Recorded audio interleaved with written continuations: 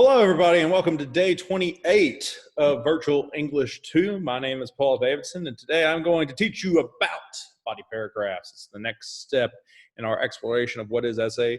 Monday, we established what is an essay. Tuesday, we looked at different purposes that essays can fill.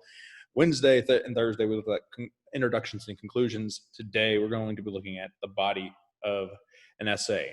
Specifically, we're going to be looking at how to develop a body paragraph and how to make them flow, how to make your ideas flow together smoothly. We're going to be looking at it at the sentence level because the sentences are kind of like the building blocks that help build all of this up. And an essay overall follows, of course, the Tolman model of you have a claim you're putting out there, you have reasons that support that claim, you have evidence that supports that claim, and you have a warrant that kind of explains all of it. Paragraphs are tiny, tiny, tiny versions of the Tolman model in the larger macro picture of the Tolman model.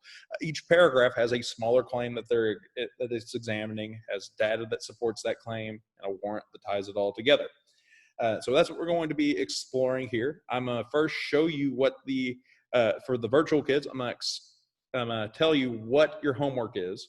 So I'm going to say you need to do X, Y, and Z, and then I'll go through and explain it a little bit more in depth. So for your homework, what you need to do is you'll need to do activities. Scroll down here. You're going to be doing activity 25.2. So handout 25:2, the known new pattern.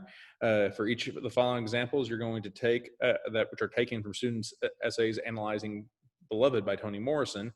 For each one, you need to identify a topical pattern as consistent, derived, chained, or none. And we'll talk about that here in a second. So you're going to use one of each letter to talk about how the topic is developed. Then you are going to do activity, I think 27.2, but I'm not 100% sure. Yes, 27.2.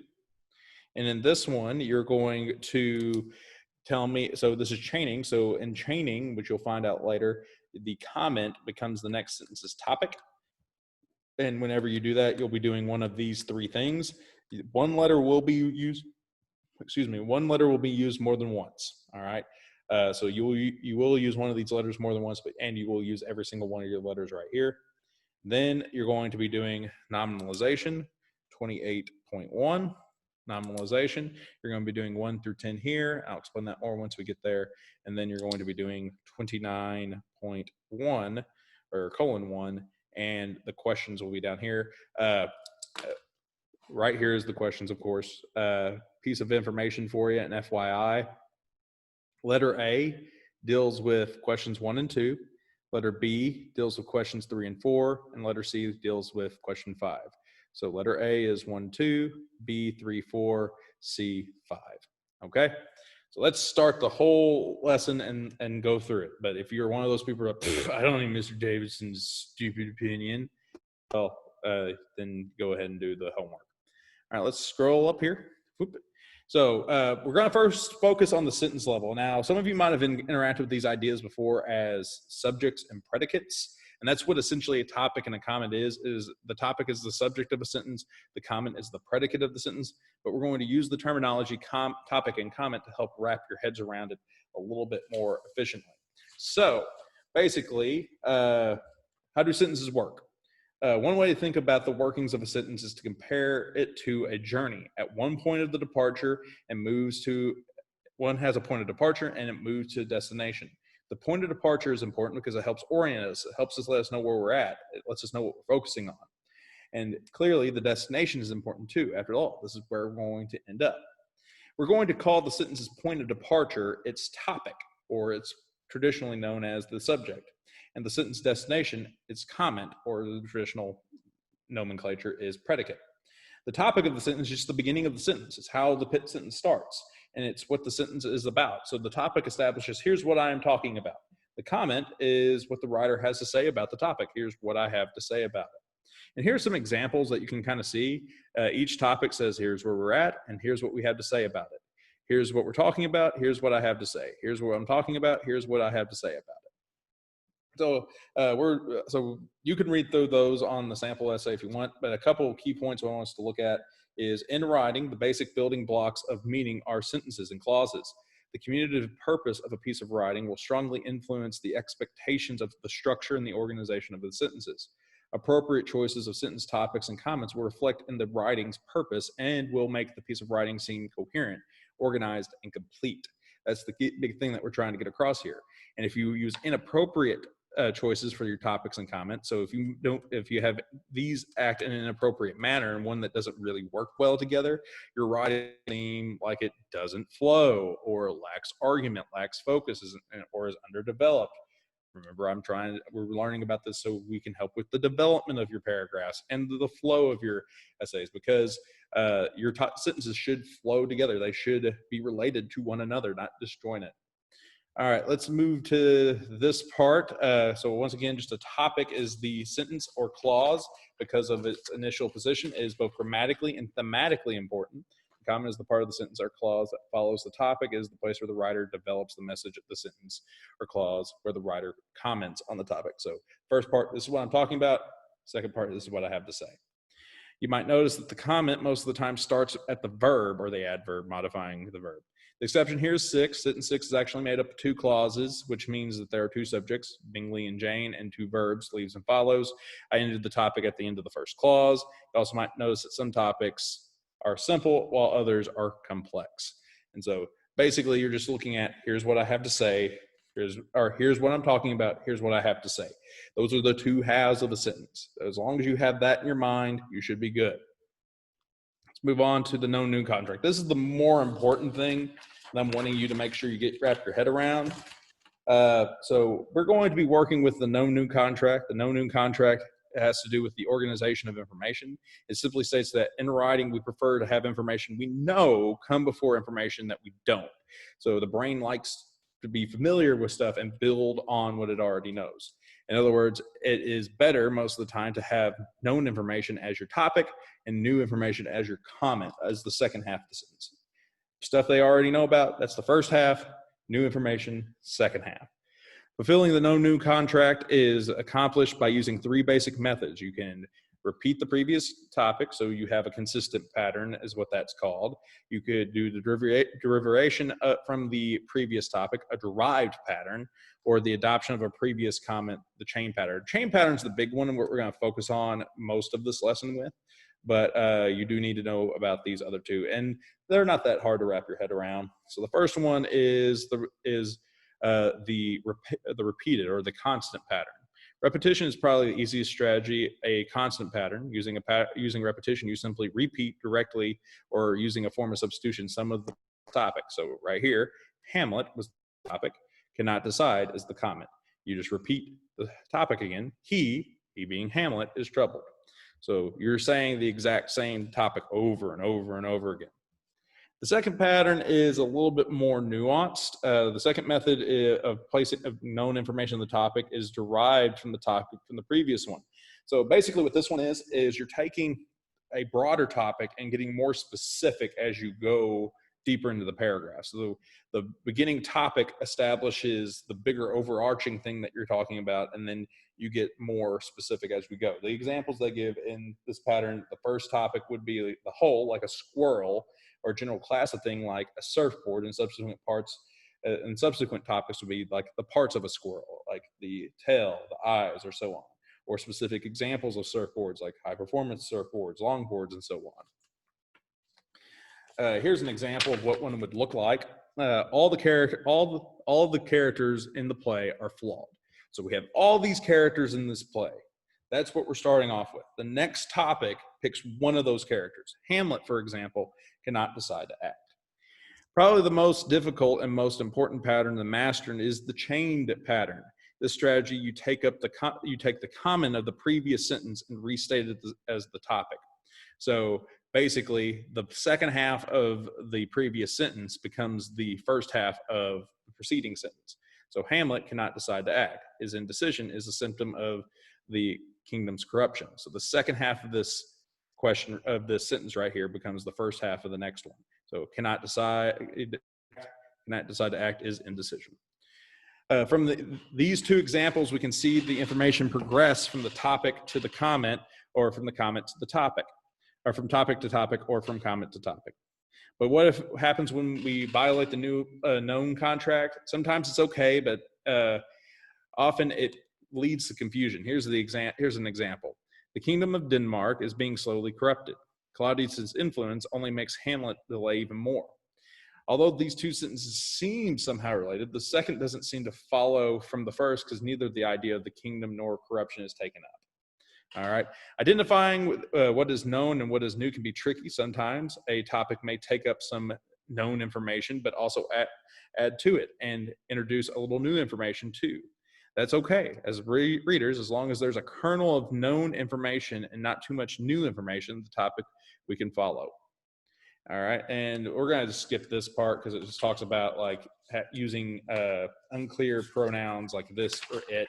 If you use this or it, make sure it is the second half of the topic, not the first half of the topic. Make sure it's following a topic or a comment. Don't make it the first thing that you encounter. So here's the assignment that we talked about the first. This is 25.2.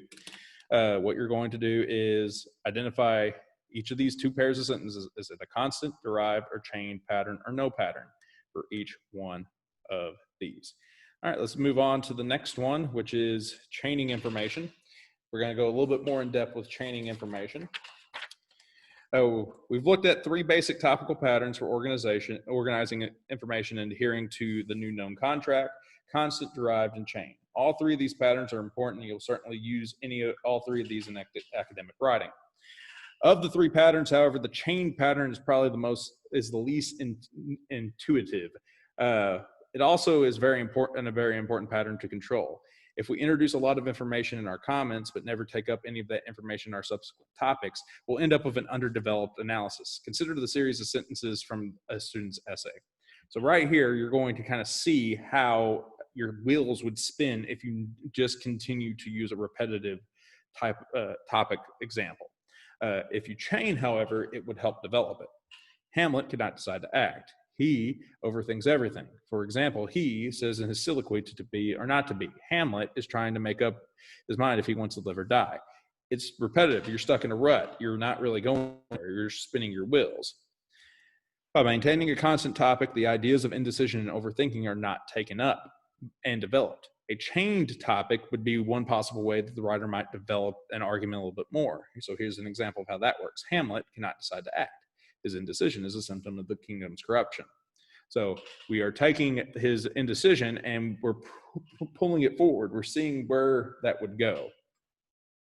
So now you're going to be introduced to three strategies for chaining.